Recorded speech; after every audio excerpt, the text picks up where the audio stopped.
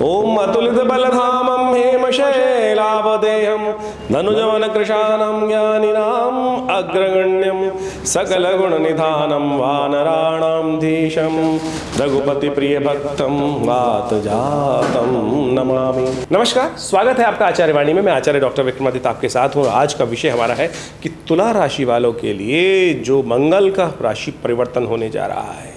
मंगल वृषभ राशि से निकलकर मिथुन राशि में प्रवेश करेंगे और विशेष मंगल के परिवर्तन के साथ साथ शुक्र ग्रह भी परिवर्तन और साथ साथ बुध ग्रह का भी विशेष परिवर्तन आने वाले कुछ समय में जो ग्रहों का योगायोग बना रहा है वो बड़ा विशेष दिखाई देता है। ऐसे में इन सब का प्रभाव आपके जीवन में किस प्रकार का होने वाला है। शुक्र एक तरह से परिवर्तित कर आपकी राशि के अनुसार से राजयोग तो बनाते दिखाई दे रहे हैं, लेकिन थोड़ी कमज़ोर अवस्था में ग्रह है तो उसका ध्यान रखने की ज़रूरत पड़ेगी। मंगल का परिवर्तन भाग्य में जाकर नए संपर्कों को बहुत बढ़िया तरीके से आपके लिए रास्ता बनाता दिखाई देगा। यानी इस समय में यदि हम तुला राशि वालों के लिए बात करें तो आगे बढ़ने के अवसर बहुत बढ़िया तरीके से आपको मिलते दिखाई देंगे। मंगल ऐसी जगह परिवर्तन करने की राशि में बना रहा है, मिथुन राशि में जा रहा है, लेकिन उसको थोड़ी हिम्मत देने की ज़रूरत पड़ेगी। जितनी हिम्मत आप दोगे मंगल को, ताकत दोगे मंगल को, उसका प्रभाव को और बढ़ाने का प्रयास करोगे, वो बहुत अच्छा रहेगा। ये ग्रहों का परिवर्तन जो होता है मनोवृत्ति में बिल्कुल उसी प्रकार का परिवर्तन लाने का योग बनाता है और इसको पढ़ने का तरीका ही ज्योतिष विज्ञान के अंदर बहुत अच्छे से समझा जा सकता है, चाहे आपकी तुला राशि है, चाहे आपका तुला लग्न है। अब इसमें एक बात समझें कि कॉम्बिनेशंस अलग अलग हो सकते हैं। तुला राशि के साथ साथ कई और राशि भी हो सकती है, कईयों की लग्न अलग हो सकती है, तो वो सब चीज़ें बहुत अच्छे से देखने की आवश्यकता पड़ती है। ग्रह नक्षत्रों के दृष्टिकोण से इस वक्त का समय हमें जो दिखाई दे रहा है तुला राशि वालों के लिए अच्छा अपॉर्चुनिटिक समय दिखाई देता है। अपॉर्चुनिटीज़ क्रिएट करता दिखाई दे रहा है, संपर्कों में इजाफा करता दिखाई दे रहा है, भाग्य से बहुत सारे मामलों में आपको सहायता मिलने के योग बनते दिखाई देंगे। लेकिन बुध ग्रह जिस प्रकार से उदय अस्त होने के योग बनाएंगे वो कभी आगे कभी पीछे होते दिखाई दे रहे हैं वक्री होकर, तो ऐसे में थोड़ा सा ध्यान रखने की ज़रूरत पड़ेगी। यदि आप किसी ऐसे व्यवसाय में काम करते हैं जिसमें रिस्क बहुत ज़्यादा है, इन्वेस्टमेंट करने के बाद रिटर्न्स में कुछ फंसने के चांस दिखाई देते हैं, तो ऐसे में थोड़ा सावधान रहने की ज़रूरत पड़ेगी। बहुत जल्दी लाभ लेने के चक्कर में ना फंसे, इस बात का ध्यान रखें। एक बात और, शुक्र विशेष तौर पर कन्या राशि में जा रहे हैं और कन्या राशि में जाकर शुक्र नीच के हो जाते हैं, तो ऐसे में शुक्र की स्थिति बड़ी विचित्र रहेगी। ऐसे में आपको ध्यान रखना पड़ेगा, कुछ खास उपाय करने पड़ेंगे।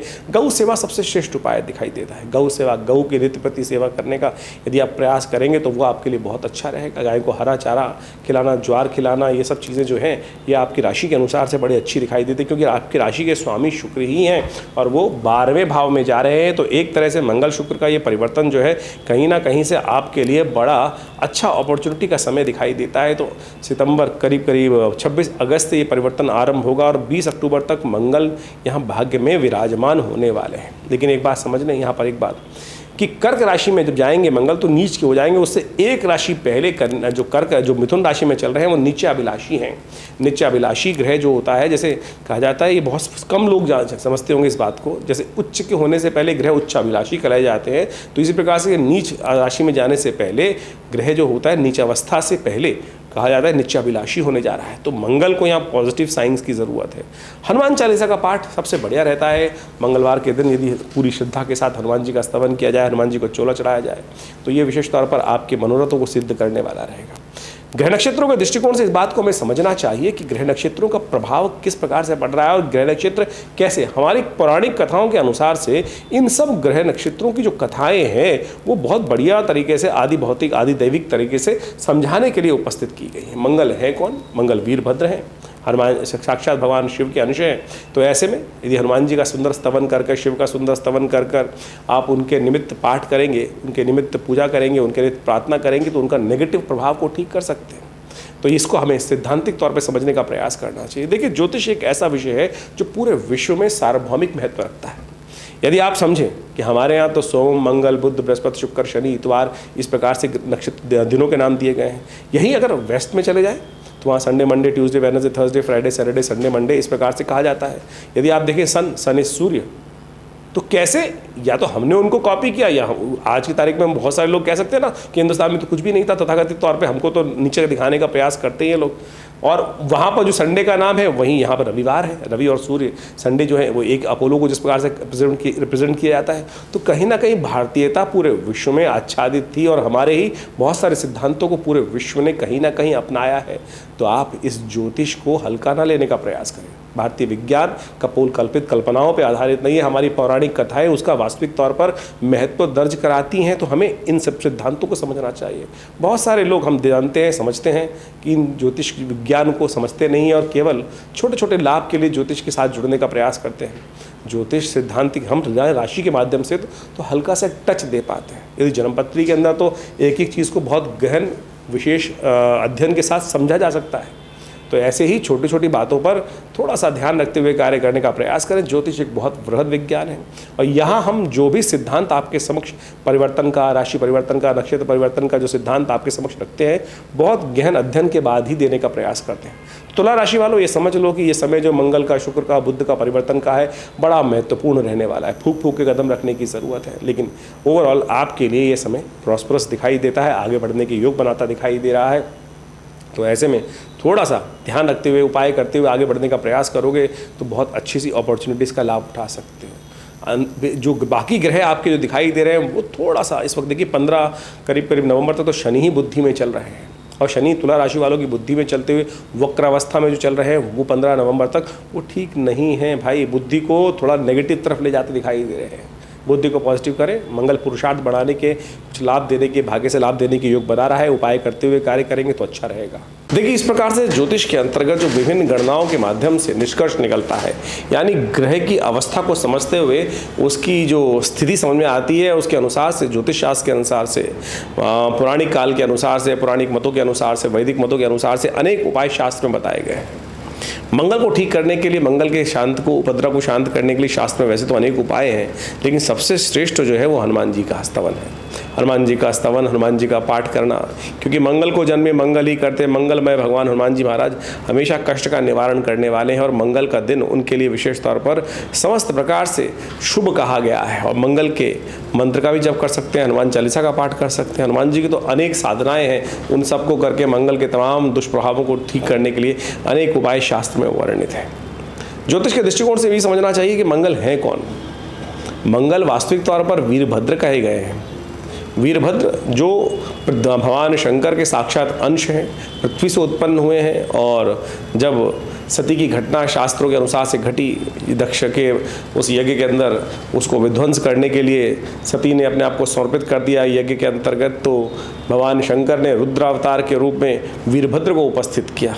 भगवान शंकर के पसीने से जो बूंदें पृथ्वी पर पड़ी, उसी से वीरभद्र उत्पन्न हुए और उन्होंने जाकर उस दक्ष के यज्ञ को विध्वंस किया और बाद में भगवान शंकर के आशीर्वाद स्वरूप वही भूमिपुत्र मंगल के रूप में प्रतिष्ठित हुए। तो अर्थात मंगल का स्तवन करने के लिए भगवान शिव का स्तवन भी समस्त प्रकार से कल्याणकारी शास्त्र में वर्णित किया गया है। तो ऐसे में मंगल ग्रह को शांत करने के लिए अनेक उपाय शास्त्र में वर्णित हैं, उन सबका आप साथ लेते हुए कार्य करने का प्रयास कर सकते हैं। मंगल का एक बड़ा श्रेष्ठ मंत्र है, क्योंकि मंगल इन दिनों जिस ग्रह अवस्था में चल रहा है, मिथुन राशि में चल रहे हैं, और मिथुन राशि में चलते हुए जो मंगल होते हैं वो नीचाभिलाषी हो जाते हैं। देखिए, ज्योतिष के दृष्टिकोण से बात समझें कि जो मंगल है वो जिस राशि के स्वामी हैं वो है मेष और वृश्चिक राशि के स्वामी। मकर पे जाके मंगल उच्च के हो जाते हैं और कर्क पे जाकर मंगल नीच के हो जाते हैं। जिस प्रकार से कहा जाता है कि ग्रह जिस राशि पर उच्च का होता है उससे एक पहले राशि जो होती है वो उच्चाभिलाषी ग्रह माना जाता है, और कहा जाता है कि उच्च से होने से ज़्यादा ताकतवर ग्रह उच्चाभिलाषी ग्रह होता है। उसी प्रकार से जब कोई ग्रह नीच अवस्था में जा रहा है, यानी कम से कम बहुत शीर्ण अवस्था में, कमज़ोर अवस्था में जाने वाला होता है, जैसे मंगल की नीचस्थ राशि जो है वो है कर्क राशि, उससे एक राशि पहले मिथुन राशि पड़ जाती है, वहाँ कहा जाता है निच्चाभिलाषी, यानी नीच होने के बिल्कुल जाकर सन्निकट आ गया है। तो ऐसे में मंगल और क्षीण हो जाता है। ऐसे में आपकी राशि के अनुसार से आपको समझा आपने कि क्या कुछ प्रभाव उत्पन्न हो रहा है, तो मंगल को शक्ति आप उसका ऐसा प्रभाव उत्पन्न करने का प्रयास करें जिससे कि मंगल का नेगेटिव प्रभाव समाप्त हो जाए और पॉजिटिव प्रभाव आरंभ हो जाए। बहुत सारे लोग उपाय के तौर पर नग धारण करने की बात करते हैं। देखिए, नग आमतौर पे यदि बिना मंत्र जागृति के, बिना उसके सिद्ध करे हुए धारण कर लोगे तो वो स्टेरॉइड की तरह काम करेगा, यानी एक ताकत देने का प्रयास करेगा, खराब अवस्था में है तो उसको ताकत दें, वो कहाँ क्या प्रभाव आपकी राशि के अनुसार से कर रहा है वो तो समझ में आएगा नहीं उस ग्रह को, वो तो सीधा सीधा ताकत देना शुरू कर देगा। जैसे एक व्यक्ति को यदि स्टेरॉयड दे दिया जाए, बीमार आदमी है, तो उसका क्या स्टेरॉयड का प्रभाव होगा, तो वो तो कहाँ बैलेंस नहीं करेगा ना। तो स्थिति को समझते हुए किस प्रकार से कितना कार्य करना है, कितनी स्थिति को बैलेंस करना है, कितना आवश्यक करना है, वो दिमाग जो है रत्न में मंत्र सिद्धि से आता है। तो मंत्र सिद्ध करे बिना यदि यंत्र को धारण कर लें, नग को धारण कर लेंगे, तो फिर उसका प्रभाव पॉजिटिव नहीं होगा, कहीं ना कहीं नेगेटिव भी हो सकता है। तो सबसे श्रेष्ठ कार्य है मंत्र जप करना, दान करना, जो और मंत्र जप करके जैसे मंगल का मंत्र है ओम क्रांग क्रीं क्रौंग सै भवामाय नमः, इसका जप कर सकते हैं। हनुमान जी को चोला चढ़ा सकते हैं। सबसे श्रेष्ठ जो उपाय है, सरलतम उपाय है, हनुमान जी को चोला चढ़ाएं। और उसके साथ साथ भगवान शिव का, क्योंकि साक्षात शिवंशी हैं वीरभद्र जो है, तो उनका भी आप स्तवन कर सकते हैं, शिव का ध्यान, शिव का मंत्र कर सकते हैं। और सबसे अच्छा रहेगा गुड़ के गन्ने के रस से यदि मंगलवार के दिन भगवान शंकर का रुद्राभिषेक कर लिया जाए। ओम त्र्यंबकम यजामहे सुगंधिम पुष्टिवर्धनम उर्वारुकमिव बंधनान् मृत्योर्मुक्षीयमामृतात्, इस मंत्र का जप करते हुए भगवान शंकर का अभिषेक करना भी ये मंगल को की नेगेटिव प्रभाव को ठीक करने वाला उपाय रहेगा। सरलतम उपाय हम आज कार्यक्रम के माध्यम से आपके समक्ष रखना चाहते हैं, शास्त्र मत से रखना चाहते हैं। ज्योतिष एक वास्तविक तौर पे वेद का अंश है और वेद के अनुसार ही, अध्यात्म के अनुसार ही उन सब समस्त उपायों को करने का प्रयास करना चाहिए। आज एक बड़ी अलग सी स्थिति बन गई है कि जिस प्रकार से लोग ना तो शास्त्र को समझते हैं और ना ही पुराण इत्यादि का अध्ययन करते हैं, ना ही उनका अध्ययन उस प्रकार का है, लेकिन टोटकों में फंस जाते हैं और अनेक प्रकार के उल्टे सीधे टोटके, कोई लाल किताब, कोई पीली किताब, कोई नीली किताब या कुछ और स्थिति को समझकर जिस प्रकार से उपाय बताने का प्रयास करते हैं। और वो उन पुस्तकों से, मैंने उन सब किताब पुस्तकों का, लाल किताब का सुंदर अध्ययन किया, समझा। मेरे पिताश्री आचार्य श्री केशव देव जी महाराज के सानिध्य में रहकर मुझसे सब चीज़ों को सीखने का अवसर मिला। तो हमारे यहाँ तो 1970 के दशक में ही उस लाल किताब का पदार्पण हो गया, तब से बाल्यकाल से ही, यानी मैंने जब 5 साल का था तब से ही उसका अध्ययन शुरू किया, समझा। जो उपाय आज तथाकथित तौर पर किस प्रकार से नाम बताए जाते हैं वो बिल्कुल उनसे कोई रिलेटेड नहीं है। तो आप समझें, शास्त्र वर्णित उपाय या कहीं भी किसी भी ग्रंथ से उपाय वर्णित, तो उनको समझते हुए कार्य करने का प्रयास करेंगे तो अच्छा रहेगा। तो हमने अब इस कार्यक्रम के माध्यम से आपके समक्ष जो आपके ग्रह को ठीक रखने के लिए जो उपाय बताए हैं उनको आप सीधी तरह से करने का प्रयास करोगे तो देखिएगा परिवर्तन के योग बहुत अच्छा रहेगा और मन भी शांत होगा।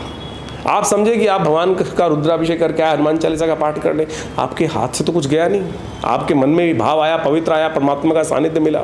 एक इसका सुपर नेचुरल प्रभाव भी तो है, परमात्मा की शक्ति का के साथ आप जुड़े, थोड़ी देर अध्यात्म का ध्यान किया। और उसके बाद नहीं तो क्या होगा, कोई कुछ और करा रहा है, कोई आपके नग ही बेच दिया किसी ने आपको, आपसे पैसे ले लिए और उसके बाद उस नग ने पता नहीं जेन्युइन है नहीं है, कल्चर्ड है क्या है, किस प्रकार की स्थिति है, यानी रंग के लकड़ी दे दी है, क्या कर दिया है। तो ये बड़ी विचित्र स्थिति बन गई है। तो आप ज्योतिष को सरल रूप में समझने का प्रयास करें। हमने इस कार्यक्रम के माध्यम से आपके समक्ष वो सरल विशेष तौर पर उपाय रखने का प्रयास किया है। तो आप इसके माध्यम से सबसे श्रेष्ठ है मंत्र जप, ओम क्रांग क्रीं क्रौंग सै भवामाय नमः। हो सके तो सबसे बढ़िया और के काम करें, हम इस मंत्र से यज्ञ कर लें। हमारे विवेकानंद योग आश्रम में नित्य प्रति करीब 8 घंटे यज्ञ होता है और रविवार को समस्त नवग्रहों की शांति के लिए नवग्रहों के विभिन्न मंत्रों के द्वारा एक सुंदर यज्ञ का कार्यक्रम रखा जाता है जो चलता है सुबह करीब 8:30 बजे से लेकर 10 बजे के मध्य में। तो आप सब बिना किसी शुल्क के, जी हाँ कोई शुल्क नहीं लिया जाता, आप सब उस आश्रम में चलने वाले यज्ञ में आकर स्वयं बैठ सकते हैं। वैसे तो नित्य प्रति 8 घंटे यज्ञ चलता है जैसा हमने आपको कहा, लेकिन रविवार के दिन सुबह 8 से लेकर करीब 10 बजे तक का एक कार्यक्रम सब लोगों के लिए सामूहिक तौर पर एक सुंदर व्यवस्था विवेकानंद योगाश्रम दिल्ली में लक्ष्मी नगर क्षेत्र में रहती है। आप स्वयं आकर उस यज्ञ में विराजित हो सकते हैं, यज्ञ में आहुति दे सकते हैं। और यज्ञ की आहुति, शास्त्र कहता है यज्ञो वही श्रेष्ठतम कर्म, ये संसार का सबसे श्रेष्ठ कर्म है। देखिए आपने किस दान दिया, मैं दान की बात तो बहुत हम बोलते हैं, लेकिन दान भी विशेष तौर पर सोच समझ के देने का प्रयास करना चाहिए।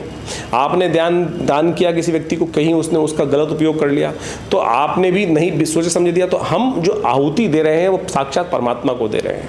और वो उससे श्रेष्ठ नहीं हो सकता, वही उनके अधिकारी हैं। जो आपने यज्ञ हविष्य लेकर, आहुति लेकर, घी लेकर, विभिन्न सामग्री इत्यादि लेकर उस मंत्र का जप करते हो, ओम क्रांग क्रीं क्रौंग से भौमाय स्वाहा, इस मंत्र से आहुति प्रदान करी अग्नि को, और वो अग्नि स्वाहा के साथ साथ उस आहुति को लेकर, स्वाहा जो है अग्निदेव की भार्या है, उस देवता तक उस मंत्र की आहुति को पहुंचा देती है और आपको सीधा उसका प्रभाव लाभ मिलता है। ये शास्त्र का विधान है, इसको हमको समझना चाहिए।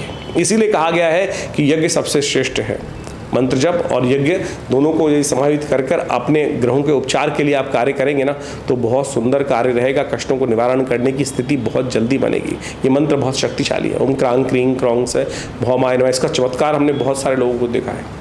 यदि आपके मंगल को इस जिस स्थिति में है उसको ठीक करने के लिए इस मंत्र का ही नित्यप्रति 108 बार जप कर लें, थोड़ी देर इसका हवन कर लें, और तो देखिएगा इसके मंगल के नेगेटिव प्रभाव से आपको तुरंत रास्ता प्राप्त होने का अवसर मिलेगा। और ऐसे में ये बात भी आपके समक्ष रखना चाहेंगे हम लोग कि विवेकानंद योगाश्रम जो हमारा संस्थान है, करीब करीब पिछले 70 सालों से योग, प्राकृतिक चिकित्सा, आयुर्वेद, ज्योतिष, भारतीय संस्कृति, तंत्र इत्यादि, मंत्र इत्यादि और इन समस्त भारतीय संस्कृति प्राच्य विद्याओं के ऊपर बड़ा सुंदर शोध कार्य कर रहा है। 100 पुस्तकें हमारे आश्रम की तरफ से प्रकाशित हुई हैं। बहुत सारे विभिन्न शास्त्र के माध्यम से बहुत सारे विभिन्न नए इंटरप्रिटेशंस, नए उनका जो विशेष तौर पर उपदेश है वो रखा गया है इन पुस्तकों के माध्यम से। और समय समय पर हम विभिन्न चैनल्स के माध्यम से आपके साथ इस कार्यक्रम के माध्यम से जुड़े ही रहते हैं और आपके प्रश्नों का समाधान देते रहते हैं। आपकी जन्मपत्री में क्या चल रहा है, कौन से ग्रह आपके लिए कब शुभ प्रभाव देने वाले हैं और कब आपके जीवन में उनका नेगेटिव प्रभाव आने के योग बनते हैं और कैसे उन सब से आप रक्षा कर सकते हैं, इस सब संबंध में ज्योतिष का समस्त विवरण हमारे इस कार्यक्रम के माध्यम से आपको प्राप्त होता ही। और अपने निजी विचार विमर्श प्राप्त करने के लिए आश्रम से जुड़ सकते हैं। संपूर्ण नंबर्स आपके सामने स्क्रीन पर चल ही रहे हैं। आश्रम के द्वारा विभिन्न क्षेत्रों में कार्य किया जा रहा है। आयुर्वेद के संबंध में, चिकित्सा शास्त्र के संबंध में एक पूरा 100 बेड का विवेकानंद हॉस्पिटल यहाँ स्टैब्लिश्ड है, ये जो भारतीय बहुत सारे इंश्योरेंस कंपनीज के साथ कार्य कर रहा है और बहुत सारी चिकित्सा के माध्यम से। देखिए, आपके ज्योतिष को हमको समझना चाहिए कि मेडिकल एस्ट्रोलॉजी ज्योतिष का एक ऐसा भाग है जो बहुत विशेष है। जो प्राचीन काल के अंदर आयुर्वेद को साथ साथ ज्योतिष को जोड़ा गया था और वहाँ कहा गया, समझा गया कि किस ग्रह के प्रभाव से कौन सी बीमारी कब हो रही है और कैसे मंत्र जप कर कर हम उस बीमारी को ठीक कर सकते हैं। जैसे एग्जाम्पल लें आप, महामृत्युंजय मंत्र है। हमने हजारों के लोगों पे देखा कि जो पहले महामृत्युंजय मंत्र का जप करने से कैसा चमत्कारिक प्रभाव होता है। वही औषधि जो पहले पेशेंट पे काम नहीं कर रही थी, महामृत्युंजय का जप करके, अनुष्ठान कर कर, पूजा करके, प्रार्थना करके, भगवान शंकर के सामने संकल्प कर कर उस पूजा को पद्धति किए गए, वही दवाइयाँ औषधियाँ पुनः काम करने लगती हैं। तो आप समझे, मंत्र भाग्य जगाता है, अध्यात्म भाग्य जगाता है, अध्यात्म कष्ट को निवारण करता है और ज्योतिष वो माध्यम है कि जिसके द्वारा आप समझ सकते हैं कि कब जीवन में, आपके जीवन में जो कष्ट आ रहा है ना, वो भार ही है कहीं। उस भार का समय, उस कष्ट का समय पहले से जाना जा सकता है और उसका निवारण पहले से भी किया जा सकता है। ये ज्योतिष का एक चमत्कारिक प्रभाव है और अनादिकाल से हजारों लोगों ने इसका लाभ लिया है। तो आप इस कार्यक्रम के माध्यम से हमारे साथ जुड़ें। माँ भगवती का सुंदर सानिध्य जो यज्ञ आश्रम पे किए जाते हैं, अनुष्ठान किए जाते हैं समय समय पर, उन सब का लाभ आपको अवश्य ले सकते हैं। और इन दिनों विशेष तौर पर तो बहुत सारे और भी उत्सव आने वाले हैं, नवरात्र आएंगे और इसके साथ साथ श्राद्ध भी उससे पहले आने वाले हैं। श्राद्धों में भी अपने पितरों के तृप्ति के लिए भी बहुत सारे हमको पद्धति करनी चाहिए। गायत्री का यज्ञ करना चाहिए, तर्पण इत्यादि करने चाहिए। आप सब उसके लिए भी आश्रम से संपर्क साध सकते हैं।